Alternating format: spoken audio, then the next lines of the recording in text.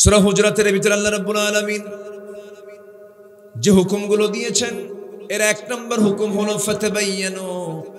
যখন তোমরা কোনো কিছু শুনতে যাবে কারো কান কথা বিশ্বাস করবে না, শোনার সঙ্গে সঙ্গে এটা আমলে নেবে না, তদন্ত করবে, তদন্ত করে ফাতাবায়ানু ডিসকাস করে এরপরে সিদ্ধান্তে আসবে। যারা কুধারণা পোষণ করবে এর চাইতে বড় মিথ্যুকার দুনিয়াতে নাই।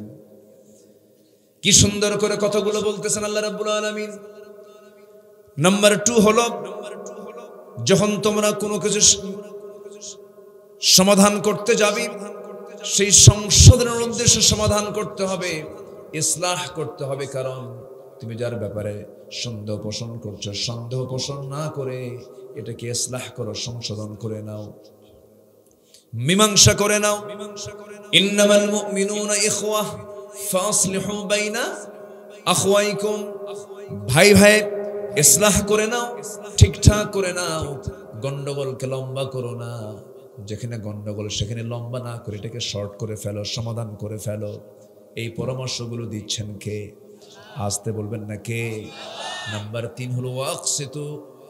নাই বিচার করো, সঠিক বিচার করো, কম বেশি করতে যেও না বিচারে। এই দুনিয়ার জিন্দেগি তোমার যদি বিচার সঠিক হয়ে যায় আল্লাহ বলবেন ও বান্দা দুনিয়াতে তোর বিচার সঠিক, এই দুনিয়া এই এপারে আমি তোর বিচারটা সঠিক বানায় দিয়ে আমি তোকে জান্নাত দিয়ে দিলাম। নাম্বার 4 হলো উপহাস করা ঠিক নয়, হেয় প্রতিপন্ন করা ঠিক নয়, কাউকে মন্দ নামে ডাকা ঠিক নয়। উপহাস করবে যারা, গুনাহে কবিরা করবে তারা। উপহাস করে কথা বলতে মানা করেছেন কে? আল্লাহ তাআলা বলেছেন টিটকারি করবা না, ঠাট্টা করবা না, হেয় করবা না, মানুষকে দাম কম দিয়ে এড়িয়ে যাবা না। লা তুসাইর খাদ্দাকা লিন্নাস ওয়ালা তামশি ফিল আরদি মারাহা। এরপরে আল্লাহ রাব্বুল আলামিন নাম্বার 6 বলেছেন ওয়ালা তালমিজু, অপমান করবে না। নাম্বার 7 হলো ওয়ালা তানাবাজু, তোমরা একে অপরের প্রতি দোষারোপ করবে না। নাম্বার 8 হলো কুধারণা পোষণ করবে না, মন্দ ধারণা পোষণ করবে না। ইজতানিবু কাসীরাম মিনাজ-যন্নি ইন্না বা'দাজ-যন্নি ইসমুন ওয়ালা তাজাসসু, তোমরা কখনো কুধারণা পোষণ করবে না। তুমি জানোই না, অনুমান আন্দাজে যে কথা বলতেছ সবচেয়ে বড় মিথ্যার পরিচয় হচ্ছে এটা। আছে না সমাজে? আছে না? আছে কিনা বলেন? আল্লাহ তাআলা সর্বশেষ নাম্বার 10 বলছেন, নাম্বার 9 বলছেন ওয়ালা তাজাসসু, গুপ্তচর বৃত্তি করো না। নাম্বার 10 হলো কখনো গীবত চর্চা করবা না। এই 10টা বদগুণ যদি কোনো বান্দার মধ্যে যদি না থাকে সে ফেরেশতা চরিত্রের মানুষ। কি চরিত্রের মানুষ? ফেরেশতা চরিত্রের মানুষ। নামাজ পড়তেছি, নামাজ পড়েই চার দোকান এখন কম না বেশি বলেন তো? চার দোকানকে আমি নাম দিছি কি জানেন? গীবতের দোকান। কিসের দোকান? গীবতের দোকান। লেখা দরকার গীবতের দোকান। চা খায় আর অন্যের গুনাহগুলো নিজের আমলনামায় নিয়ে নেয়। গীবত করা মানে কি? অন্যের গুনাহ নিজের আমলনামায় নিয়ে নেওয়া। এই জাতীয় এই যে 10টা বিষয় যে আমি কথা বললাম, এই জাতীয় চরিত্র আমার দেশের মানুষের মধ্যে তো নাই। আসতে বলে আছে না নাই? সবকিছুর যেরকম আমার দেশের রাজধানী আছে, তো মানুষের বডি নামক এই বিশাল 3.5 হাত দেহের এই রাষ্ট্রেরও একটা রাজধানী আছে। সে রাজধানী হলো জিহবা। রাজধানী কি বলেন? জিহবা। এটা যে রাজধানী। আমার নবীজি ইসলামে কি কথা বলেছেন? ইযা আসবাহা ইবনে আদম ফাইন্নাল আ'দা কুল্লি শাইইন তাকফুরুল লিসান ইত্তাকিল্লাহা ফীনা ফাইন্নামা নাহনু বিক ফাইন ইসতাকামতা ইসতাকামনা ওয়া ইন আওয়াজাজতা আওয়াজাজনা। যখন কোনো বান্দা আদম সন্তান সকাল করে ঘুম থেকে উঠে গোটা দেহের সমস্ত অঙ্গ প্রত্যঙ্গগুলো জিহবার কাছে চলে আসে, এসে বলে ও জিহবা আমরা তোমার সঙ্গে সর্বক্ষণ থেকে যাই, ইত্তাকিল্লাহা ফীনা, অন্তত দয়া করে আমাদের জন্য তুমি আল্লাহকে ভয় করো। কাকে বলে? বলেন কাকে বলে? রাজধানী যেটা জিহ্বাকে বলে। তুমি যদি ঠিক থাকো আমরা ঠিক থেকে যাব, তুমি যদি ব্যাঠিক হয়ে যাও আমরা ব্যাঠিক হয়ে যাব। এই জন্য আমার বন্ধুগণ, নাজাত যদি পেতে চাই সবচেয়ে বেশি বিশ্রামে রাখবো হলো জিহ্বা নামক এই যন্ত্রটাকে। এই জিহ্বাকে যদি আমরা বিশ্রাম বেশি দিতে পারি গুনাহ কম হবে, বান্দা অনায়াসেই জান্নাতে যেতে পারবে। জোরে বলি সুবহানাল্লাহ। আমার দেশে সবচেয়ে বেশি চাপা মারে কারা বলেন তো? বলেন তো, বেশি চাপা মারে কারা? মানে মিথ্যা কথা বলে কারা? বলেন বলেন। হ্যাঁ, বললেই তো দোষ হয়ে যায়, তাই না? বললেই তো আমরা অপরাধী হয়ে যাই। অথচ নেতার আরবি হলো সৈয়দ, সৈয়দুল আম্বিয়া ওয়াল মুরসালিন, সকল নেতার নেতা। ক্বালা ইন্নী জা'iলুকা লিন-নাসি ইমামা। পৃথিবীর সকল মানুষের নেতা ছিলেন আম্বিয়া কেরাম, আর সকল নবীদের নবীর লিডার ছিলেন মুহাম্মদ সাল্লাল্লাহু। তিনি কি একটা মিথ্যা কথা বলেছেন? একটা মিথ্যা কি তার মুখ থেকে কখনো বের হয়েছিল? তিনি কি দেশ চালান নাই? তিনি কি রাষ্ট্র চালান নাই? তিনি কি বিচার করেননি? তিনি কি শাসন করেননি? তিনি কি রায় দেননি? তিনি কি যুদ্ধ করেননি? সবই তো করেছেন।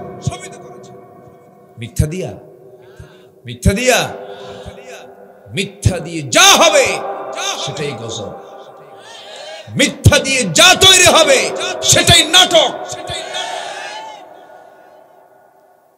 এই জন্য আমরা জিহ্বাকে কন্ট্রোল করব সবার আগে। জোরে বলি ইনশাআল্লাহ।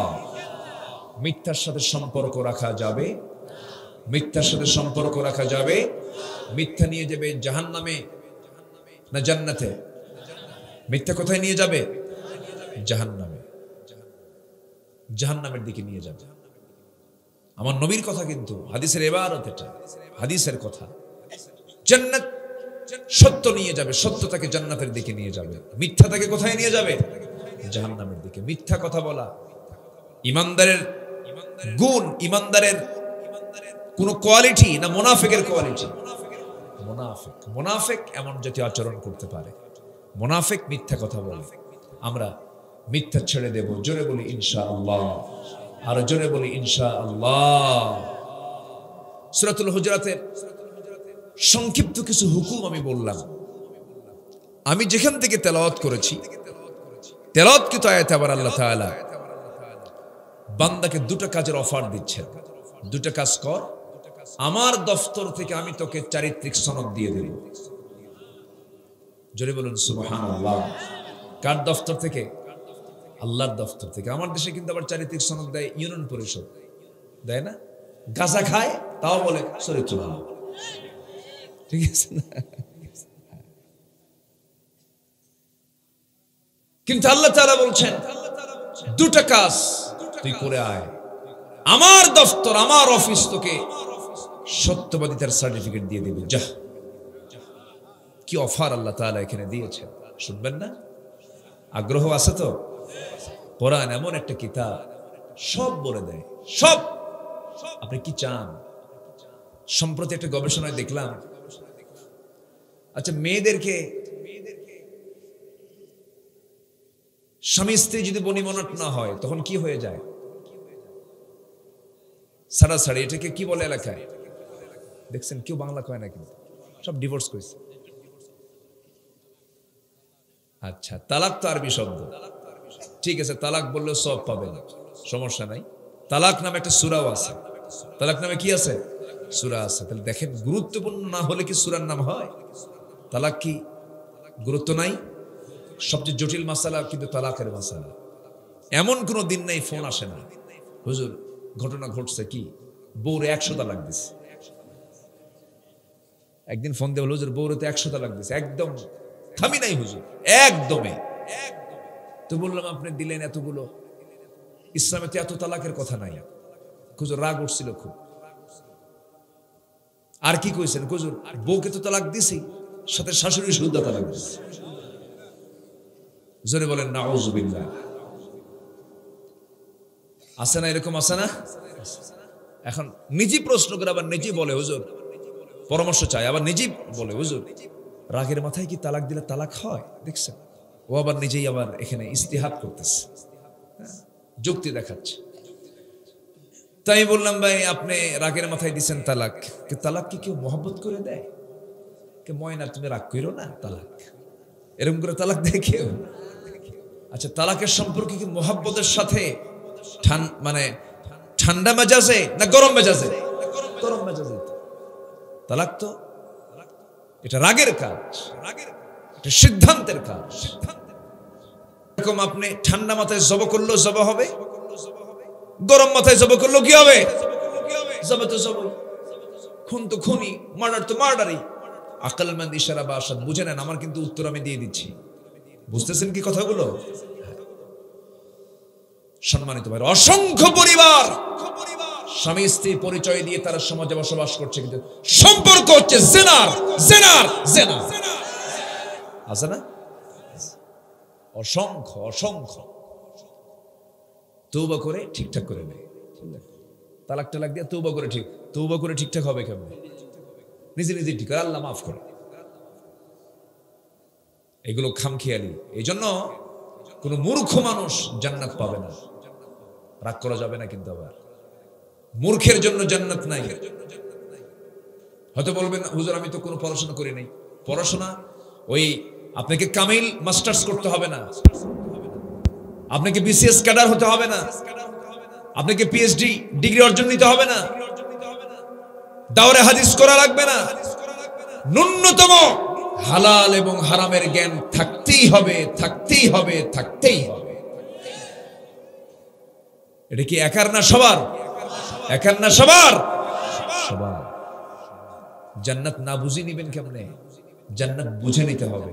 আল্লাহ কবুল করুন, জোরে বলি আমিন। আমি মনে খুব কড়া কথা বলে ফেলতেছি মনে হয়, রাগ করছেন না তো? দুনিয়ার একটা ডিগ্রি নিতে গেলে, ভালো ডিগ্রি নিতে গেলে কত পড়াশোনা করতে হয়, স্টাডি করতে হয়, টেনশন করতে হয়।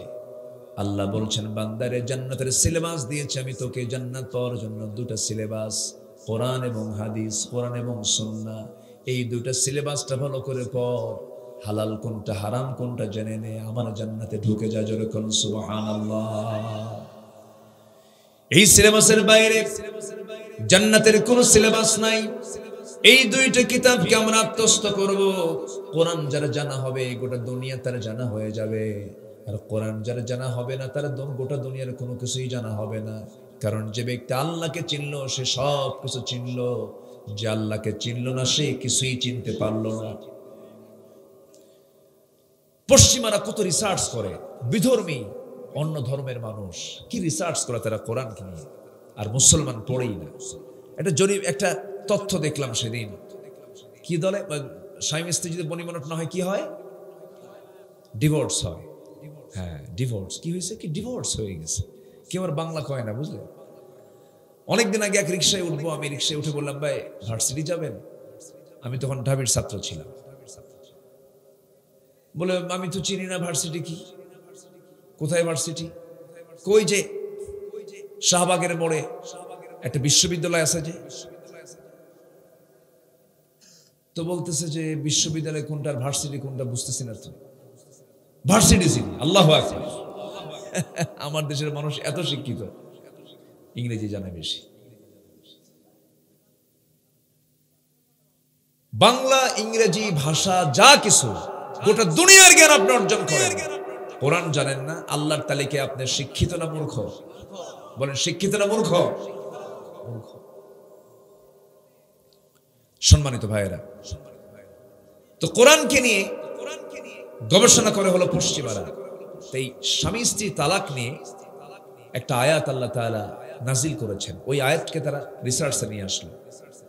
কোন তালাকপ্রাপ্ত মেয়ে স্বামীর কাছ থেকে ডিভোর্স পাওয়ার পর, তালাকপ্রাপ্ত হওয়ার পর সে চলে যাবে সোজা কার বাড়ি?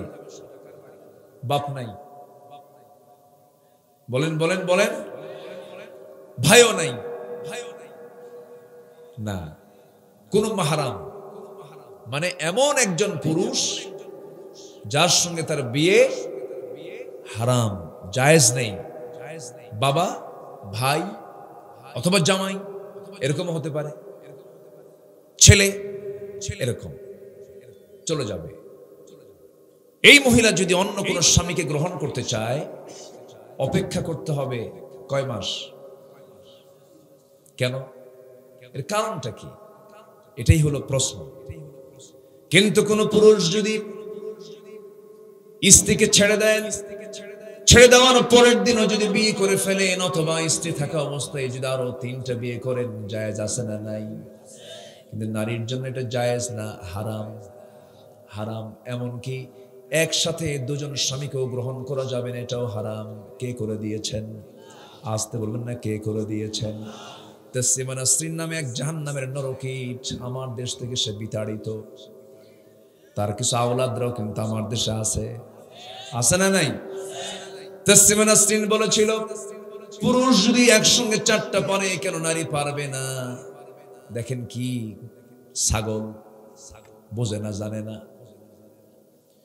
নষ্ট মহিলা, ভ্রষ্ট মহিলা। আল্লাহ তাআলা কেন দিয়েছেন, কি জন্য দিয়েছেন? একটু কান লাগান, মনোযোগ দিয়ে শুনুন। কোরআন জি আল্লাহর পক্ষ থেকে নাজিল হওয়া কিতাব। দিন যত যাবে কোরআনকে জানা বোঝা তত সহজ হয়ে যাবে।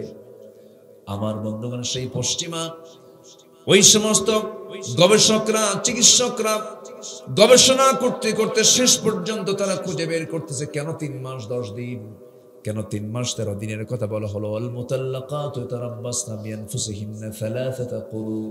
3 ইদ্দত পর্যন্ত কেন অপেক্ষা করতে হবে? এই গবেষণা করতে করতে তারা বের করে নিয়েছে। কি বের করে নিয়েছে দেখেন। পুরুষ হলো দেবার জাতি, স্ত্রী হলো নেবার জাতি। স্ত্রীরা স্বামীর পক্ষ থেকে আসা জিনিসগুলো গ্রহণ করে নেয়, স্বামীরা এটা বহন করে চলে না, মেয়েরা বহন করে চলে। আমার বন্ধুগণ, যখন স্বামীর স্পার্ম যখন স্ত্রী জরায়ুতে প্রবিষ্ট হয়ে যায়, ইন্টারকোর্স যখন কমপ্লিট হয়ে যায়, স্বামীর পক্ষ থেকে যাওয়া যে ব্যাকটেরিয়া, প্রোটিনগুলো ওই স্ত্রী মাথা থেকে পা পর্যন্ত এটার প্রভাব বিস্তার করতে থাকে, তার গোটা দেহে এটা প্রভাবিত হতে থাকে। আমার বন্ধুগণ, এটি ব্যাকটেরিয়া প্রোটিনগুলো, স্বামীর পক্ষ থেকে আসা এই ব্যাকটেরিয়া প্রোটিনগুলো 1 মাস যখন হয়ে যায়, 30% তার শরীর থেকে আস্তে করে ডিলেট হয়ে যায়, রিমুভ হয়ে যায়। 2 মাসে 60% রিমুভ হয়ে যায়। মোটামুটি 3 মাস 10 দিন 12 দিন পার হলে পরে, 3 ইদ্দতটা পূরণ হলে পরে মোটামুটি 100% প্রোটিন ব্যাকটেরিয়া তার শরীর থেকে বের হয়ে যায়। যদি কোনো নারী স্বামীর পক্ষ থেকে আসা সেই ব্যাকটেরিয়া প্রোটিনগুলো থাকা অবস্থায় যদি 10 দিনের মাথায়, 20 দিনের মাথায়, 1 মাসের মাথায়, 1.5 মাসের মাথায়, 2 মাসের মাথায়, 2.5 মাসের মাথায় যদি কোনো স্বামীকে যদি গ্রহণ করতে যায় নতুন করে, ব্যাকটেরিয়া ডাবল তার শরীরের মধ্যে ঢুকে পড়বে, বিভিন্ন রোগে আক্রান্ত হয়ে পড়বে, মহামারী দেখা দেবে, সমাজ ভেঙে পড়বে, মানবতা কি বলে, মানুষের জীবনের নিশ্চয়তা হেরে যাবে, নষ্ট হয়ে যাবে, অসুস্থ হয়ে পড়বে, রোগী হয়ে যাবে। আল্লাহ রাব্বুল আলামিন আজ থেকে 1500 বছর আগে মানবতাকে সুস্থ রাখার জন্য, মানুষকে রোগমুক্ত রাখার জন্য এমন সুন্দর সিস্টেমটা করে দিয়েছেন। এই জিনিসটা ভাবার সঙ্গে সঙ্গে তারা আরেকটা আয়াতের দিকে চলে গেছে। কি বলে, তালাক প্রাপ্ত নারী 3 মাস সামথিং অপেক্ষা করবে, সামডেজ তারা অপেক্ষা করবে। আর একজন বিধবা নারী স্বামীকে হারানোর পর তাকে অপেক্ষা করতে হবে 3 মাস না 4 মাস? কয় মাস বেশি হলো? 4 মাস, 1 মাস বেশি হয়ে গেল। তাও শুধু 1 মাস নয়, গুনে গুনে আরবাআতু আশহুরিন ওয়া আশরা, 4 মাস 10 দিন, 4 মাস 10 দিন। 1 মাস 10 দিন কেন করা হলো? বিধবার ক্ষেত্রে 1 মাস 10 দিন কেন এক্সটেন্ড করা হলো, বৃদ্ধি করা হলো?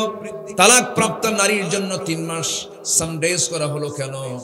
আর বিধবা নারীর জন্য 4 মাস 10 দিন কেন করা হলো? এর মূল কারণ হলো, তালাক যখন হয় এর মধ্যে মোহাব্বত কাজ করে না, ঘৃণা কাজ করে, ঘৃণা কাজ করে। কিন্তু বিধবা যখন স্বামীকে হারিয়ে ফেলে, সেই সময় ঘৃণা কাজ করে না, মোহাব্বতটা আরো বাড়ে, মোহাব্বতটা বাড়ে। হারে আমার স্বামী দুনিয়া থেকে বিদায় নিল, আমি আমার স্বামীকে হারায়া ফেললাম। স্বামীর জন্য সে শোক করে, স্বামীর জন্য সে কান্নাকাটি করে। এইরকম স্বামীর প্রতি মহাব্বত থাকার কারণে স্বামী থেকে আসা সেই ব্যাকটেরিয়া প্রোটিনগুলো তার শরীর থেকে যেতে আরো 1 মাস 10 দিন পর্যন্ত সময় লেগে যায়। ওই গবেষকরা চিন্তা করে দেখলেন, প্র্যাকটিক্যাল করে দেখলেন, এই জাতীয় হুকুম কোন মানবতার পক্ষ থেকে, কোন মানুষের পক্ষ থেকে আসা সম্ভব হবে না।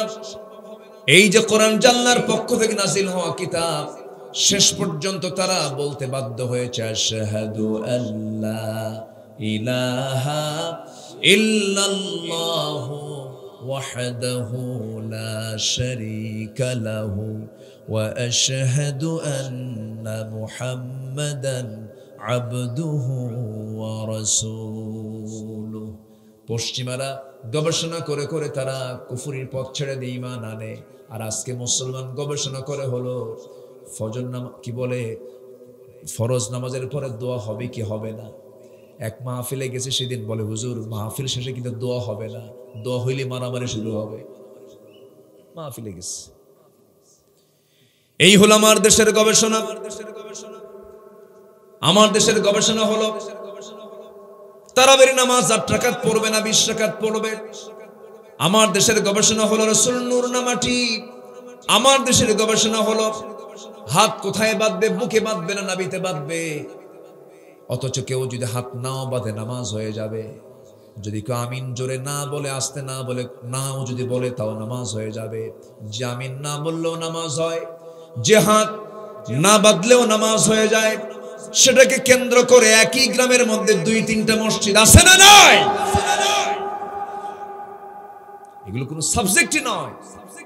আজকে মুসলমান এগুলো করে বিচ্ছিন্ন হয়ে যাচ্ছে, ভ্রাতৃত্ব নষ্ট করে ফেলছে। একজন কয় নাভিতে হাত বাঁধা জায়েজ নাই, আরেকজন কয় বুকে হাত বাঁধা জায়েজ নাই। এক বেচারি নামাজ পড়তে নিয়ে আর হাত বাঁধার জায়গা পাচ্ছে না, দুইটাই তো নাজায়েজ বানাই দিছে হুজুররা। এখন হাত বাঁধতে নিয়ে আল্লাহু আকবার কপালে, কোথায় নিছে? কপাল। তা আপনার ফতোয়ার কারণে যদি এমনটা সিচুয়েশন তৈরি হয়, এটার জন্য যারা ফতোয়াবাজি করেন জবাব দিতে হবে কিয়ামতের আদালতে, কিয়ামতের দিন। মাথায় রাখবেন, এই সূরা হুজরাতের মধ্যে আল্লাহ তাআলা এক জায়গায় বলছেন ইন্নামাল মুমিনুনা ইখওয়া ফাসলিহু বাইনা আখওয়াইকুম ওয়াত্তাকুল্লাহ।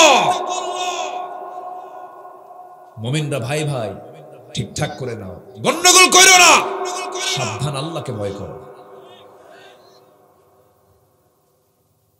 একজন কয় থুতু মারি, আরেকজন কয় মুখে পেশাব করি। এগুলো কোনো কথা? এগুলো কোনো আওয়াজ? এগুলো কোনো আলেমদের মুখ থেকে শোভা পায়? আলেমের দাম যেমন আছে, আলেমদের পানিশমেন্টও আছে কারাদালতে।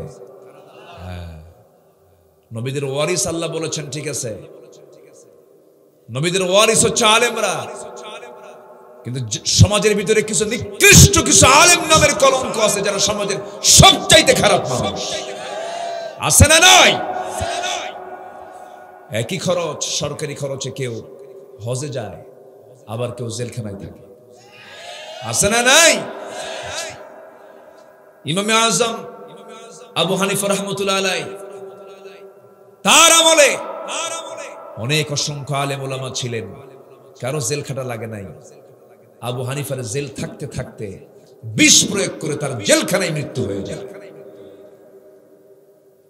জান্নাতে তো সস্তা নয়, হকের পক্ষে আমরা টিকে থাকবো। জোরে বলি ইনশাআল্লাহ, জোরে বলি ইনশাআল্লাহ। তাহলে জিহবা কি গুনাহ কম করে? সব কিন্তু জিহ্বা দিয়ে হয়। এই জন্য রাসূল বলেছেন জিহ্বাকে কন্ট্রোল করো। যার জিহ্বা কন্ট্রোল তার ঈমান কন্ট্রোল, যার জিহ্বা কন্ট্রোল নাই তার ঈমান কন্ট্রোল নাই। রাগ করতেছেন? চালাই আলোচনা, আলোচনা চালাই। আমরা দুনিয়ার কোনো সার্টিফিকেট আমরা নিতে চাই না, দুনিয়ার কোনো পুরস্কার আমরা নিতে চাই না। আমরা পুরস্কার নিতে চাই কার অফিস থেকে? আসুন সে আলোচনার দিকে, সে আয়াতের দিকে আস্তে আস্তে যাচ্ছে। কোন দুইটা আমল?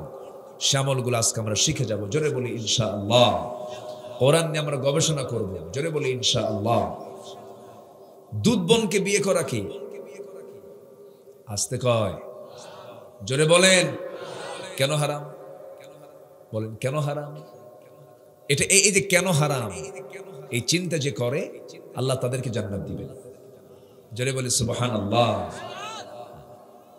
ওয়া ইয়াতাফাক্কারুনা ফি খালকিস সামাওয়াতি, জিকির এবং ফিকির যার থাকবে, জিকির এবং ফিকির। জিকির মানে স্মরণ করা কাকে, আর ফিকির মানে গবেষণা, আল্লাহর সৃষ্টি নিয়ে গবেষণা। জিকির এবং ফিকির এই দুটো যার আছে তার জন্য জান্নাত আছে। আর জিকির গরুর আছে, গরু জিকির করে কিন্তু ফিকির নাই। গরু কি নাই? ফিকির নাই। সব প্রাণী কিন্তু জিকির করে। মানুষকে আল্লাহ ফিকির করার যোগ্যতা দিয়েছেন, গবেষণার যোগ্যতা দিয়েছেন। আমরা গবেষক হব, জোরে বলি ইনশাআল্লাহ। তো বোনকে যেমন বিয়ে করা হারাম, মার পেটের বোনকে, সহোদর বোনকে যেমন বিয়ে করা হারাম, দুধ বোনকেও হারাম। ধরুন আপনার স্ত্রীর স্তনে একটা অচেনা ছোট্ট নবজাতক এসে আপনার হয়তো কোন একটা বেকায়দায় পড়ে আপনার স্ত্রীর স্তন থেকে সে দুধ পান করে নিয়েছে, সঙ্গে সঙ্গে ওই সন্তানটা হয়ে গেছে হলো দুগ্ধ সন্তান। আর ওই সন্তানের সে ওই মহিলা হয়ে গেছে দুধ মা। কি হয়ে গেছে? দুধ মা। দুধ বোনকে বিয়ে করা যাবে না, তখন দুগ্ধ সম্পর্ক হয়ে গেল। এটাকে হারাম করেছেন আজ থেকে ১৫০০ বছর আগে। তিনি কে? আসতে বলবেন না, তিনি কে? বিজ্ঞানীরা এই রহস্য উদ্ঘাটন করতে পেরেছে। তারা কি রহস্য উদ্ঘাটন করতে পেরেছে? মায়ের দুধ পরীক্ষা করে দেখা গেছে মায়ের দুধের মধ্যে যে স্টেম সেল থাকে সেটা ঠিক স্পার্মের মধ্যে থাকে, অর্থাৎ বীর্যের মাধ্যমে যে বংশ বৈশিষ্ট্য ট্রান্সফার হয়, দুধের মাধ্যমেও সেম মায়ের বংশ বৈশিষ্ট্য জেনেটিক সন্তানের মধ্যে ট্রান্সফার হয়। তখন দুধ পান করা সন্তান মায়ের বডির একটা অংশ হয়ে যায়। তাহলে কোরআন যে আল্লাহর কিতাব, এই তো দুই একটা বললাম, এরকম অসংখ্য আছে, অসংখ্য।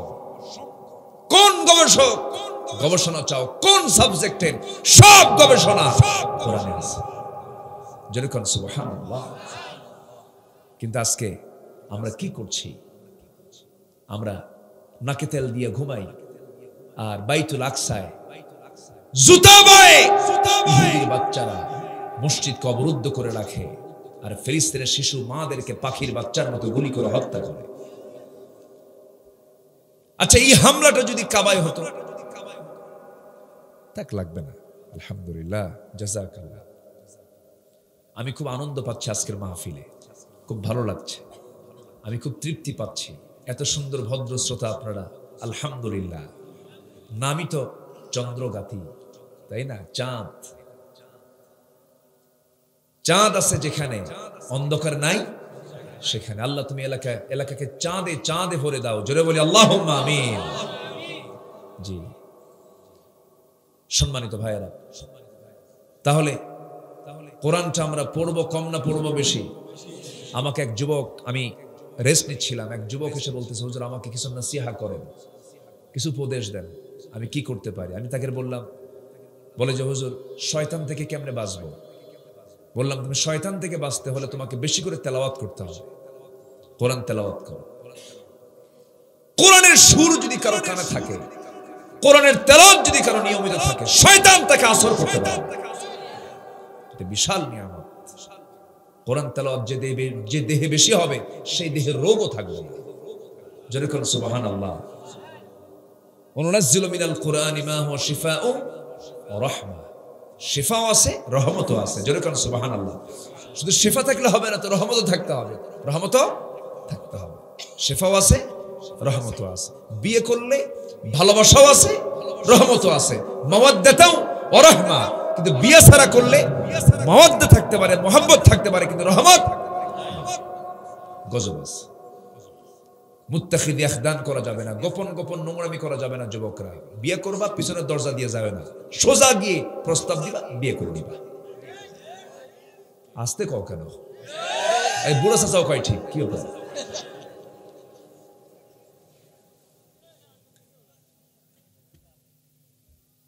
ও নাতিপুতির জন্য চিন্তা করছে, কইছে না?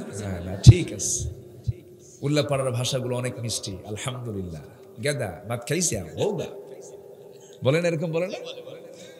গেদা ভাত খাইছে হোগা, হইয়া পড়ো। ভাষা অনেক ভাষা, কত ভাষা, আমার দেশের ভাষা কত মিষ্টি, বলি আলহামদুলিল্লাহ। আমার দেশের ভাষাকে রপ্ত করা ব্যাপক কঠিন, খুব কঠিন। ইংরেজি অল্প দিনে জানা যায়, কোরআন 7 বছরের বাচ্চা পারে, আলহামদুলিল্লাহ বলেন। বাংলা কিন্তু সহজ না, বাংলা খুব জটিল ভাষা, এটাকে রপ্ত করা খুব কঠিন। তবে কোরআনটা এত সহজ, এত সহজ। এক হাজি গেছে হজ করতে মক্কায়, 41 দিন থাকার পর দেশে ফিরে বলে, এমন দেশে গেছিলাম সব জায়গায় আরবি, কিচ্ছু বুঝি না, খালি 2 জায়গায় শুধু বাংলা পাইছি। কোথায়? আজান যখন দিল, সূরা ফাতিহা যখন করল। কি কথা কি বুঝতেছেন আপনারা? ওর কাছে এটাই বাংলা হয়ে গেছে। কোরআন খুবই সহজ, বলি আলহামদুলিল্লাহ। আমরা কোরআন পড়বো বেশি, গান শুনবো। গান শুনবেন, কমও শোনা যাবে না তো, গানের কাছে আমরা যাব না। জোরে বলি ইনশাআল্লাহ। যদি আপনি কোরআন জানেন, আপনি যদি কোরআন বোঝেন, কোরআন জানে না, কোরআন বোঝে না, কোরআনের দল করে না, এমন লোক আপনার সামনে এসে নেতৃত্ব দিতে নিয়ে লজ্জা পেয়ে ওখান থেকে অপমানিত হয়ে বের হয়ে চলে যাবে। আপনি নামাজি, বেনামাজি লোক আপনার নেতা হবে কেমন? ঠিক কিনা? আমার আপনার চরিত্র আমাকে আপনাকেই সুন্দর করতে হবে, গঠন করতে হবে। আল্লাহ কবুল করুন, জোরে বলি আমিন। নামাজ পড়বো কয় ওয়াক্ত? কি লাগবে বলেন? কি লাগবে? কোরআন লাগবে। রোজা রাখবো, হুকুম জানার জন্য কি লাগবে? মেয়ের সম্পত্তি মেয়েকে বুঝায় দেব, ছেলেকে বুঝায় দেব। এতিমের সম্পত্তি এতিমকে বুঝায় দেব, কি লাগবে? বাজার করতে যাবেন, ব্যবসা করবেন, কি লাগবে? চাকরি করতে যাবেন, চাকরি কেমনে করবেন, কি লাগবে? কোরআন লাগবে। কারো বাড়িতে ঢুকবেন, ঢুকবেন কেমনে, কি লাগবে? কোরআন লাগবে। কোরআন ছাড়া কোনো গতি আছে? কোরআন হলো গাইডলাইন, কোরআন হলো ডায়েরি বুক। কি বুক বলেন? পকেটে কোরআন নিয়ে থাকতে হবে। আমরা রাজি আছি তো ইনশাআল্লাহ? আমার বন্ধুগণ, কথার তো কোনো থা নাই, বহু কথা। এক রাত পেয়েছি, একটু একটু করে সব জায়গা থেকে একটু একটু করে বলছে। সূরা হুজুরাত থেকে আমি কথা বলছিলাম, সূরা হুজুরাতের 10টা হুকুম জানলাম, কোরআনের কিছু আশ্চর্য দিকগুলো আমরা জানলাম। আল্লাহ তাআলা বলছেন, শোনো, ওই সমস্ত বান্দার জন্য আমি আল্লাহ আমার দফতর থেকে চারিত্রিক সনদ দিয়ে দেব, সত্যবাদীদের সনদ দিয়ে দেব, যাদের মধ্যে 2টা গুণ আমি পাবো। আল্লাহ রাব্বুল আলামিন বলছেন, ইন্নামাল মুমিনুনা আল্লাযীনা আমানু বিল্লাহি ওয়া রাসূলিহি সুম্মা লাম ইয়ারতাবু ওয়া জাহাদু বিআমওয়ালিহিম ওয়া আনফুসিহিম ফি সাবিলিল্লাহ উলাইকা হুমুস সাদিকুন। জোরে বলুন আল্লাহু আকবার। আল্লাহ রাব্বুল আলামিন বলেন, প্রকৃত মুমিন কারা? প্রকৃত ঈমানদার তো তারাই যারা ঈমান আনবে আল্লাহর উপরে। নাম্বার 2 হচ্ছে মুহাম্মদ সাল্লাল্লাহু আলাইহি ওয়াসাল্লামের উপরে। আল্লাহকে মানলাম, রাসূলকে মানলাম না, হবে না। আবার রাসূলকে মানলাম, আল্লাহকে মানলাম না, তাও হবে না। দুজনকে মানতে হবে। আল্লাহকে আল্লাহর মর্যাদায় রাখতে হবে, রাসূলকে রাসূলের মর্যাদায় রাখতে হবে। অনেকে নবীকে এমন মর্যাদা দিয়ে থাকে, নবীকে আল্লাহর উপরে বানায় ফেলে। যেমন আল্লাহর বৈশিষ্ট্য হলো আল্লাহ গায়েব জানেন, আমার নবী গায়েব আসতে কয় গায়েব জানেন না। আমার নবী যদি গায়েব না জানে, পীর বাবারা বুঝি গায়েব জানে। কিন্তু আমার দেশের বহু পীরের দরবার আছে, পীরের কাছে গেলে নাকি গায়েব জানে। আজান এরকম আছে না? আছে। যে পীর বলে আমি গায়েব জানি, একদম জুতা পেটা করবে। আল্লাহ দেখে, ও আল্লাহকেও দেখে, হ্যাঁ আল্লাহরেও দেখে। বাচ্চা হয় না, গরু নিয়ে যায়। বাচ্চা হয় না, মুরগি নিয়ে যায়। বাচ্চা হয় না, ছাগল নিয়ে যায়। যারা ছাগল নিয়ে যায় মাজারে, তারা আরেক রাম ছাগল। আছে না নাই? এগুলো কি? কেউ দেবে না আমাকে সন্তান, আমাকে সন্তান দেবেন তিনি কে? কেউ দেবে না আমার রিস্কের ফয়সালা, আমার রিস্কের ফয়সালা করবেন তিনি কে? কারো কাছে চাওয়া যাবে না। জুতার ফিতাও যদি হয় তাও চাইতে হবে কার কাছে? আল্লাহর কাছে। মৃত্যু তো খুবই কাছে, মৃত্যু খুবই কাছে, মৃত্যু এত কাছে, এত কাছে, এত কাছে। এই পৃথিবীতে কাছে যদি কোনো কিছু থাকে সেটা হলো মৃত্যু। এই জন্য শিরকের ছোঁয়া যেন কোনো ক্রমেই আমার আপনার ঈমানের মধ্যে না ঢুকতে পারে, সাবধান, খেয়াল থাকতে হবে। চাইবো, একমাত্র চাওয়ার জায়গা কয়টা? চাওয়ার জায়গা কয়টা? একটা, তিনি কে? আল্লাহ। আমার বন্ধুগণ,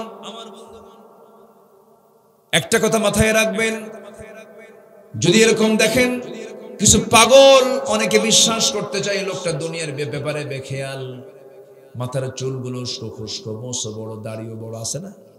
সালার চট পরে থেকে লাল সালু সাজে, সম্পূর্ণ ভণ্ডামি। আল্লাহর কসম করে বলি, কোন আল্লাহওয়ালা মানুষ কখনো অসামাজিক হবে না, কোন আল্লাহওয়ালা মানুষ কখনো বেনামাজি হবে না, কোন আল্লাহওয়ালা মানুষ কখনো পাগল হবে না।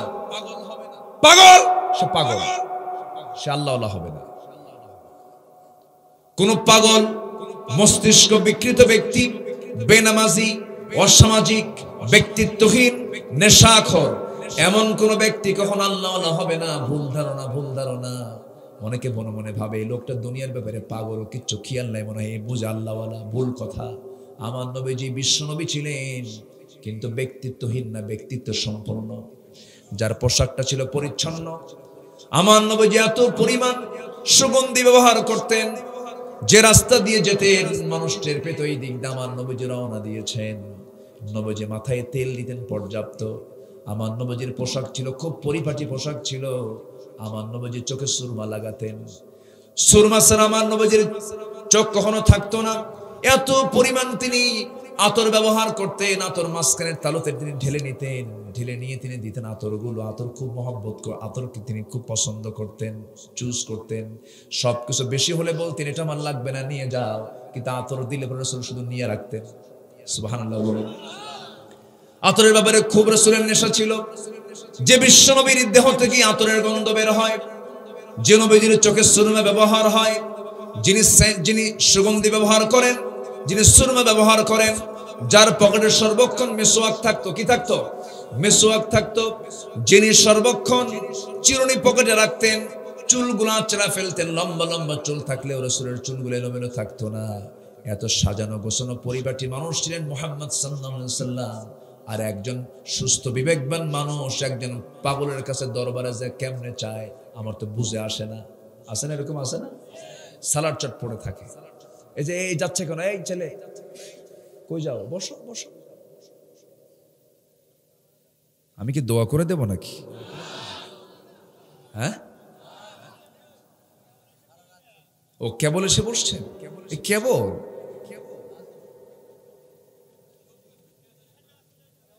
জি জি, বলি আলহামদুলিল্লাহ, জোরে বলি আলহামদুলিল্লাহ। আমার নবীজি খুনসুটি করতেন, স্ত্রী ছিল তার, সময় দিতেন, স্ত্রীদেরকে মহব্বত করতেন, ক্যাসাল লাগলে তাকে সমাধান করতেন। একদিন আম্মাজান আয়েশার সাথে চরম গন্ডগোল। নতুন সিরাতটা পড়লাম আমি, এর আগে আমি চোখে পড়িনি। আম্মাজান আয়েশা বলতেছে, হুজুর, রাসূলকে বলতে, হুজুর আপনার ব্যাপারে আমি বিচার দেব। চিন্তা করেন, আপনি আমার প্রতি অবিচার করছেন, আমি আপনার বিচার চাই। কে বিচারককে? ওমরের ডাক দিকেন, ওমরের ডাক দিয়ে না, কাকে? আব্বাকে ডাক দেন।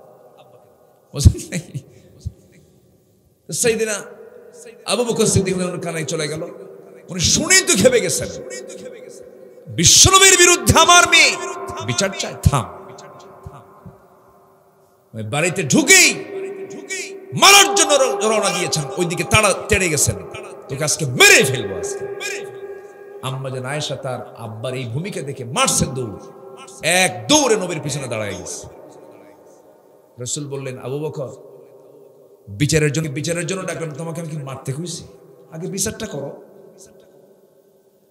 আর পিছনে দাঁড়িয়ে থাকা আমার নবীর স্ত্রী আম্মা জান আয়েশাকে বলছেন, আয়েশা তুমি দিলে বিচারের ডাক, তুমি আবার আমার পিছনে দাঁড়াও কেন? আমি তো আসামি, আমি কি আসামি। আমার নবীজি কি সুন্দর করে পরিবারের সঙ্গে কথা বলেছেন, কি মার্জিত ভাবে কথা বলেছেন, সুবহানাল্লাহ বলবেন না? নবীজি তো রাগ করার কথা ছিল, বউকে ম্যানেজ করলেন, শ্বশুরকেও ম্যানেজ করলেন, 4 স্ত্রী সামনে বসা, 4 স্ত্রী। আমার নবীজি বসে আছেন, এক বউ সঙ্গে সঙ্গে বলছেন, একজন স্ত্রী বলছেন, হুজুর সত্যি করে বলেন তো আপনি আমাদের এই 4 জনের মধ্যে কাকে বেশি ভালোবাসেন? সবাই বলে আমাকে, সবাই বলে আপনার মুখ থেকে শুনতে চাই। আমার নবীজি বললেন, এই প্রশ্নের জবাব আমাকে চিন্তা করে দিতে হবে, আগামীকালকে যাও। পাঠায় দিছে। সন্ধ্যা হওয়ার সঙ্গে সঙ্গে আমার নবীজি মোট 8টা খেজুর হাতের মধ্যে নিয়েছেন, 2টা করে খেজুর প্যাকেট করলেন। আম্মা জান আয়েশার ঘরে গিয়ে আম্মা জান আয়েশাকে ডাক দিয়ে বলছে, আয়েশা আই লাভ ইউ। কি কি বউকে বলা যাবে কিনা বলেন? আস্তে কর, বলা যাবে কিনা বলেন? এই যে বুড়ো চাচা শুনে রাখেন, বলা যাবে, কিন্তু আজকে যাই প্র্যাকটিস করবেন। তখন বুড়ি বলবে, বুড়া বয়সে ভান ধরছো না? কিন্তু আমার নবীজি এই প্র্যাকটিস গুলো রাখতেন। আম্মা জান আয়েশা বলেন, নবীজি আমার কাছে যখন আসতেন সালাম না দিয়ে আসতেন না। আমি রাসূলকে কখনো আগে সহজে সালাম দিতে পারতাম না। নবীজি আমার এমন আদর্শ ছিল, বউ পর্যন্ত আগে সালাম দিতে পারে নাই, সাহাবীরা আগে সালাম দিতে পারে নাই। যে ব্যক্তি আগে সালাম দিবে সে হচ্ছে অহংকার মুক্ত। ইসলামে এত সুন্দর বিধান, সালাম যখন দিবেন রহমত নাজিল করে দিবেন কে? বউ কেন কথা শুনবে না? পরিবার কেন কথা শুনবে না? ডাকাতের মতো কিছু স্বামী বাড়ির মধ্যে ঢোকে, আছে না? ডাকাতের মতো ঢোকে, দরজায় ডাক দেয়, এই আছে না? এরকম আছে না? এই ওঠ, খোল, ভাত দে, শুয়ে পড়ো, ভালো লাগে, আছে না? এরকম আছে না? আছে না? শান্তিটা হবে কেমনে? কেমনে শান্তি হবে? বউ তো মনে মনে করি ডাকাতটা মরবে কোন দিন, ঠিক না? আমার নবীজি সালাম দিয়ে ঢুকতেন, একজন সাহাবী রাসূলকে আগে সালাম দিতে পারেন না। আমার নবীজি আগে সালাম দিয়ে দিতেন। ওই সাহাবী চিন্তা করলেন, আজকে যেমন করে ওকে আগে সালাম দেব। তিনি কি করলেন? মোটা বৃক্ষের আড়ালে দাঁড়িয়ে গেলেন। আমার নবীজি কাছাকাছি যখন চলে আসলেন, গাছের আড়াল থেকে আস্তে করে বের হয়ে রাসূলকে লক্ষ্য করে তিনি আচমকা সালাম দিচ্ছেন, আসসালামু আলাইকা ইয়া রাসূলুল্লাহ। আমার নবীজি সালামের জবাব শুনেই বলছেন, সাহাবী এমন টেকনিক করে আগে সালাম দিলে কিন্তু সওয়াব পাবা না। সুবহানাল্লাহ বলবেন না? তুমি এরকম করে টেকনিক করে আগে সালাম দিবা, এটা কাম হবে না। সামনে সামনে আসে দেখি কত বাবার বেটা হইছে। সুবহানাল্লাহ, সুবহানাল্লাহ, সুবহানাল্লাহ। ছোট্ট ছোট্ট বাচ্চারাও নবীকে দেখলে সব খেলা বাদ দিয়ে নবীর সামনে এসে বসে পড়ত। শিশুপ্রিয় রাসূল মুহাম্মদ সাল্লাল্লাহু নাতির সঙ্গে সময় দিয়েছেন তিনি, পরিবারের সঙ্গে সময় দিয়েছেন তিনি। বিশ্বনবী ব্যক্তিত্ব সম্পন্ন ছিলেন, অসামাজিক ছিলেন না। আল্লাহওয়ালারা কখনো অসামাজিক হয় না। আমার নবীজি আম্মা জান আয়েশাকে 2টা খেজুর দিয়ে বললেন, শোনো, খেজুর যে দিয়ে গেলাম অন্য বউ যেন কারে না শোনে, আমি তোমাকে খুব ভালোবাসি। আচ্ছা।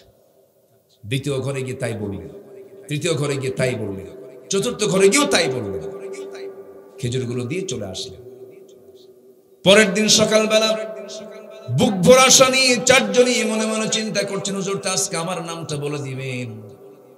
রাসূলের সামনে যখন 4 জনই হাজির হলেন, রাসূল বলছেন, কি প্রশ্ন বলো হুজুর, আপনি আমাদের মধ্যে কাকে সবচেয়ে বেশি ভালোবাসেন? আমার নবীজি বলছেন, গত রাতে আমি যাকে লুকায় লুকায় 2টা খেজুর দিয়ে আসছি, আমি তাকেই সবচেয়ে বেশি ভালোবাসি। যা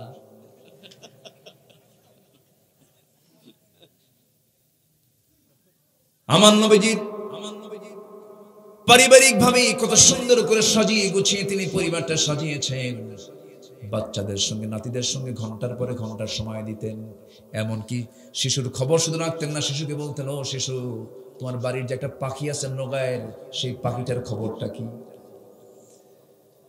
আমার নবীজি শিশুর পাখির খবরও রাখতেন। আমার বন্ধুগণ, হুসাইন তো রাসূলের সঙ্গে এত বেশি সময় থাকতেন, মাঝে মাঝে আম্মা জান আয়েশা বলতেন, আমাকে রাসূল যতটুকু সময় দিয়েছেন তার চেয়ে বেশি সময় আমার কাছে মনে হয় তিনি হুসাইনকে দিয়েছেন। নাতি হুসাইন পাশে বসে থাকতেন সব সময়ের জন্য। কিছু কিছু বুড়া চাচা আছে, নাতিপতি হয়েছে, নাতিপতি দেখলে শুধু গা জ্বলে, আছে না এরকম, আছে না কিছু, না আছে না, খালি খেপে, নাতির উপরে খালি খেপতে থাকে আর চোখ বড় করে। নাতিরা মনে মনে দোয়া করে, বুড়ো তুই মরবি কোন দিন। আমার নবীজি হোসেনকে নিয়ে জুমার নামাজ পড়তেন, প্রথম কাতারে বসায় দিতেন। কোন কাতারে? প্রথম কাতারে বসায় দিতেন। শিশুরা শিশুর বাবার সঙ্গে থাকবে, শিশুর ভাইয়ের সঙ্গে থাকবে, দূরে দূরে থাকবে না। যদি কেউ প্রথম কাতারে চলে আসে, তার সন্তানটা প্রথম কাতারে চলে আসবে। ওরা কথা বলবে, নামাজের মধ্যে কোনো ধমক দেওয়া যাবে না। ওরা নামাজের সামনে দিয়ে হাঁটবে, কোনো কথা বলা যাবে না। রুকুর মধ্যে ডিস্টার্ব করবে, কোনো বিরক্ত হওয়া যাবে না। আদর্শ সমাজের পরিচয় হলো মসজিদগুলোতে বাচ্চাদের কিচির মিচির আওয়াজ শোনা যাবে, ওদের কান্নার আওয়াজ শোনা যাবে, ওদের হাসির আওয়াজ শোনা যাবে। মসজিদগুলো আওয়াজ থাকবে বাচ্চাদের আওয়াজ। কিসের আওয়াজ? কিসের আওয়াজ? বাচ্চার আওয়াজ। আর এখন ম্যাক্সিমাম মসজিদগুলোতে কিছু বুড়ো ডাকাত আছে। বুড়ো ডাকাত বুঝলেন কি? কিছু বুড়ো চাচা আছে, সারা জীবন তো নামাজ পড়েই নাই, শেষ বয়সে এসে লাঠি একখান নিয়ে মসজিদের সামনে বসে থাকে। কোন বাচ্চা নামাজ পড়তে আসে? আছে এরকম, আছে না নাই বলেন? আচ্ছা, এই কথাগুলো কি বলার দরকার আছে না ভাই বলেন? যখন কোনো বাচ্চা আসে লাঠি দেখায়, এটা কেন? কখনো বলা যাবে না। কোন বাচ্চাকে আপনি ধমক দিবেন, রাসূল বলেছেন ফালাইসা মিন্না, সে আমার কেউ না। ধমক দিতে পারবেন না। বাচ্চাগুলোকে নিয়ে নামাজ শেখাবেন, মসজিদে ঢুকায় পড়বেন। ও হাঁটবে, ও খাবে, ও খেলবে, ও পাঞ্জাবি টানবে, এটাই ওর নামাজ। কেউ তো আলহামদুলিল্লাহ বলবেন না। কথা ক্লিয়ার? কথা ক্লিয়ার? আপনি বাচ্চাকে নামাজে না নিয়ে ওই ভিডিও গেমস দিবেন না, মোবাইলের ডিভাইস দেখাবেন। এই ডিভাইসগুলো আজকে ছোট্ট বাচ্চাদের সব কিছুকে শেষ করে দিয়েছে। এগুলো দিবেন না। মসজিদে যাবে, মুয়াজ্জিন আযান দেবে, আকামত দেবে, বাচ্চা শুধু শুনবে। এগুলো কি করে? আবার রুকুও করে, আবার আগে যায় না, ইমাম আগে যায়, এরপরে মুক্তাদি যায়। আদব শিখবে, আখলাক শিখবে, নেতৃত্ব শিখবে, শৃঙ্খলা শিখবে, সময়ের জ্ঞান জানবে। 1:30টায় আজান হবে, 4টায় আজান হবে, মাগরিবে আজান হবে, ফজর আজান হবে, নামাজ আবার টাইমলি হবে। টাইমের জ্ঞান, সময়ের জ্ঞান, আদব, আখলাক সব নামাজে আছে না? তো বাচ্চাকে নেবেন না, কাকে নেবেন? আমার দেশে এই মূর্খতাগুলো রয়ে গেছে। বাচ্চা দেখলে কিছু কিছু বুড়ো কিরকম বড় বানায়। বাচ্চাগুলো মনে করে এটা মনে হয় আজরাইল, টেনশনে থাকে। ঠিক আছে না? কি কষ্ট পাচ্ছেন নাকি আপনারা? কোনদিন ধমক দিবেন না। আমার নবীজি জুমার খুতবা দিচ্ছেন। কিসের খুতবা? জুমার খুতবা শুরু করেছেন। হুসাইন রাদিয়াল্লাহু আনহু ছোট মানুষ, লম্বাই হলো 3.5 ফুট মানুষ, জুব্বা পরছেন 5 ফুট। বলেন তো হাঁটা যাবে নাকি? জুব্বার কাপড়ের সঙ্গে প্যাঁচ লেগে বারবার পড়ে যাচ্ছেন। আমার নবীজি খুতবা ছেড়ে দিলেন, দূর থেকে হুসাইনকে কোলে করে নিয়ে প্রথম কাতারে বসায়া দিলেন। আমার নবীজি হুসাইনকে খুব মহব্বত করতেন। নবীজি হুসাইনকে কোলের মধ্যে নিয়ে কথা বলছেন, গল্প করছেন। জিবরিল আমিন সামনে এসে বসা। রাসূল বলছেন, না না, এই লোকটা মাঝে মাঝে আপনার কাছে আসে। লোকটাকে? রাসূল বলছেন, না না, তুমি কি চেনো নাকি, দেখো তো চেনা যায় নাকি। না না, এই লোকটাকে কেমন যেন মনে হয়, খুব সুন্দর পরিপাটি চেহারা, সবকিছু গোছালো। কিন্তু সব সাহাবী আপনার কাছে আসলে পরে সবার আসার ধরনটা একরকম হয়, এই লোকটার আসার ধরনটা ভিন্ন রকম। না না, কি হয়েছে বলো তো? না না, কেউ আপনার কাছে খালি হাতে আসে না। কেউ আঙ্গুর নিয়ে আসে, কেউ বেদানা নিয়ে আসে, কেউ উটের দুধ নিয়ে আসে, কেউ খেজুর নিয়ে আসে, কেউ খালি হাতে আসে না, হাদিয়া তোফা কিছু নিয়ে আসে। এই লোকটা মাঝে মাঝে আসে, কিচ্ছু নিয়ে আসে না। আমার কাছে মনে হয় কিপটা আমার কাছে আবি। বাচ্চাদের নজর থাকে মেহমানের কিসের দিকে? হাতের দিকে। বড় মানুষ এটা দেখে না, কিন্তু ছোট মানুষ দেখে, দেখি পাবলিক কি আনলো, বোঝেন নাই? এই জন্য কোনো বাড়িতে গেলে খালি হাতে না কিছু হাতে, খালি হাতে না কিছু হাতে, কিছু হাতে, এটাও সুন্নাহ। এটাও কি বলেন? সুন্নাহ। আমার নবীজি মুস্কি মুস্কি হাসি মেরে বলছেন, না না, এরকম করে মেহমানকে বলতে নেই, মেহমান কি সামনে রেখে এমন করে কথা বলতে নেই। না না, আল্লাহ বলছেন, জিব্রাইল আমার প্রিয় দোস্তের প্রিয় নাতি হোসেন যখন শক করে ফেলেছে, পকেটে হাত দাও, জান্নাতের আঙ্গুরের ছড়া তোমার পকেটে ঢুকানো হয়েছে। আঙ্গুরের ছড়াটা বের করলেন, নবীর সামনে ঝুলায় রাখলেন। রাসূল বলছেন, হুসাইন দেখো তো কত সুন্দর টসটসা আঙ্গুর। এবার হুসাইন মুস্কি মুস্কি হাসি মারছেন। কেন না, এতক্ষণ ভাবছিলাম সাধারণ কৃপণ, এখন দেখি মারাত্মক কৃপণ। কেন? পকেটে আঙ্গুর থুই আঙ্গুর বের করে না। আল্লাহু আকবার বলবেন না? নবীজি কি সময় দিতেন বাচ্চাদের সাথে, দেখেন। আমার নবীজি সাহাবায়ে কেরামকে নিয়ে ওয়াজ করছেন, আলোচনা করছেন। দরজায় একজন স্বামী পাহারা দিচ্ছেন, রাসূলকে পাহারা দিচ্ছেন। কারণ গোটা মদিনার আশেপাশে ইহুদির বাচ্চা আছে না নাই? নবীজির শত্রু কি কম ছিল না বেশি ছিল? বেশি ছিল। রাসূলের খাবারের মধ্যে বিষ ঢুকিয়েছিল ইহুদির বাচ্চারা। এই ইহুদিরা, এই যে এই বোঝেন নাই, খুব ডেঞ্জারাস এরা। আমার বন্ধুগণ, আমার নবীজি আলোচনা করছেন, সাহাবী পাহারা দিচ্ছেন। কারণ কোন ইহুদি কোন শত্রু ঢুকে পড়বে সিকিউরিটি নিশ্চিত করে সেখানে সাহাবী দাঁড়ায় আছেন। দরজার সামনে গিয়ে হুসাইন বলছে, চাচা দরজা খুলেন, আমি হুসাইন ভিতরে যাব। না, এখন তুমি যেতে পারবা না। কেন যাবো, কেন যেতে পারবা না? খেপে গিয়ে দুই চোখ বড় করে বলছে, ও চাচারা, আমাকে তোমরা যেতে দাও না কেন? আমার কি দাম কম নাকি? তোমরা যে নবীর কথা বসে বসে শোনো, সেই নবীর চাইতে আমি হুসাইন 1000 গুণে বড়। এমন গ্রামার খাটাইছে, ভয় দরজা খুলছে, যা ভিতরে ঢুকে পড়ছে। ভিতরে ঢুকে পড়ে নবীর সামনে দাঁড়ায় আছেন, কিন্তু মোশানটা ভিন্ন, মুখে হাসি নাই। রাসূল বলছে, না না, তোমার চেহারা আজকে কেমন যেন মনে হচ্ছে, তোমার মন খারাপ কেন, কি হয়েছে? কেন? না না, আজকে বেশি সময় দেব না তোমাকে, জরুরি কিছু কথা বলি, আমি চলে যাব। তবে একটা কথা বলি, আমার কি কোনো দাম নাই? রাসূল বলছে, না না, কি হয়েছে? আমি আসতে চাই, তোমার সাহাবীরা আমাকে আসতে দেয় না কেন? আমার কি কোনো দাম নাই? অবশ্যই তোমার দাম আছে।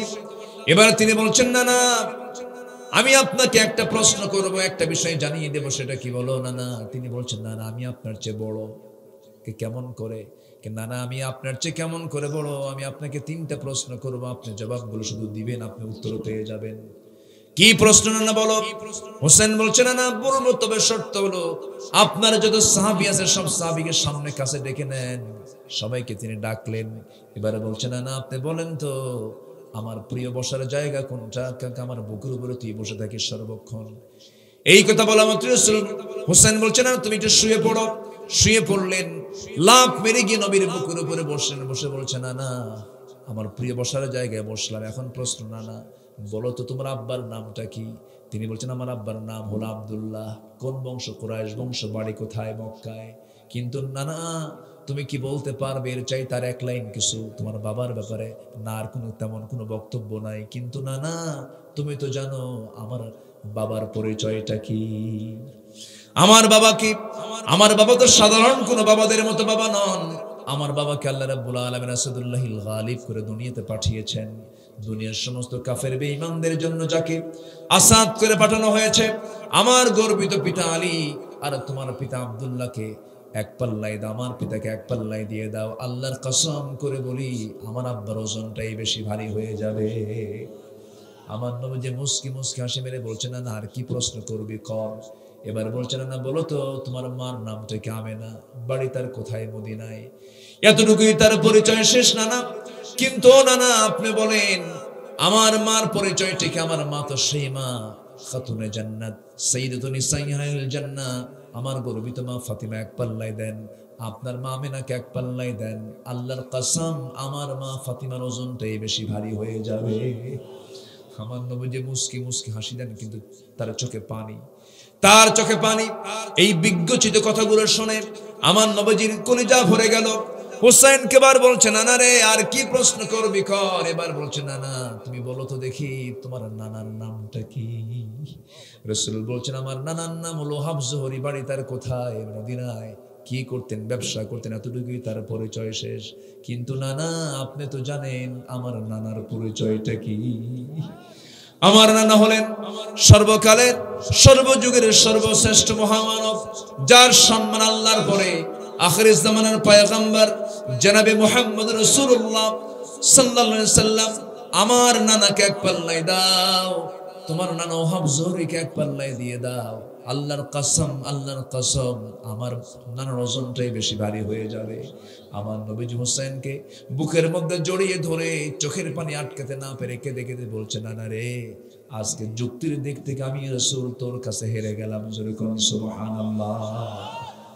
আমার বন্ধুগণ, বিশেষ করে যুবক ভাইদেরকে বলবো, যুবকরা কোন নেতৃত্ব মানো, কোন নেতার পিছনে যাও, কোন আদর্শের পিছনে যাও যেখানে অস্ত্রের ঝনঝনানি, যেখানে বেনামাজি, যেখানে চরিত্রহীন, যেখানে লম্পট, যেখানে নামাজ নাই, যেখানে ইয়াবা, যেখানে গাজা, যেখানে জেনা, ওই সমস্ত নেতৃত্বের মুখে আমরা জুতা মারি, থুতু মারি।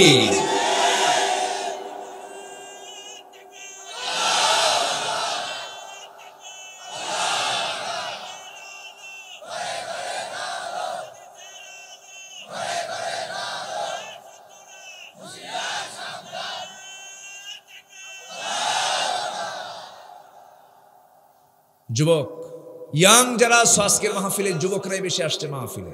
এখন মাহফিলগুলোতে এখন যুবকরা বেশি অংশগ্রহণ করছে মাহফিল। আলহামদুলিল্লাহ বলেন, এটা একটা আশার দিক। এটা কিসের দিক বলেন? আশার দিক। এটা একটা ইতিবাচক দিক। আলহামদুলিল্লাহ বলেন, আলহামদুলিল্লাহ। সময়কে নষ্ট করবা না, যৌবনকে কাজে লাগাও। তোমার যৌবন ইবাদত, তোমাকে আর সাজিমের ছায়ার মেহমান বানায়। বিশাল দাম তোমার, তোমার রক্ত গরম, তোমার যৌবন উন্মাদনা আছে।